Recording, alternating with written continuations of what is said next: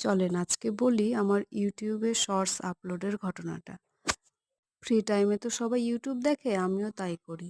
দিয়ে ইউটিউবে সুন্দর সুন্দর ব্লগ, শর্টস এই সমস্ত দেখে আমারও ইচ্ছে করতো আমি যদি পারতাম বানাতে ভালোই হতো। আর তার মধ্যে আমার একটু কথা বলারও অভ্যেস আছে। কিন্তু ব্যাপারটা হয়ে গেল, আমার তো টাইমের খুবই অভাব। বাড়িতে রান্নাবান্না করি, দিয়ে আবার অফিস যাই, অফিস থেকে ফিরে নিয়ে অতটাও টাইম পাই না। তখন ভাবলাম ব্লগ হয়তো সেরকম দিতে পারবো না, বা চেষ্টা করব পরবর্তীতে, কারণ ব্লগ দিতে গেলে তো অনেক কিছু শেখার ব্যাপার আছে।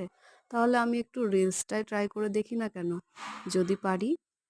তারপরে অল্প অল্প করে রিলস বানাতে শুরু করলাম।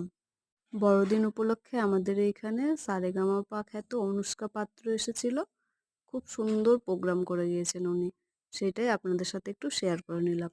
আমার চ্যানেলটি অবশ্যই সাবস্ক্রাইব করে দিয়ে আমার পাশে থাকবেন। ধন্যবাদ।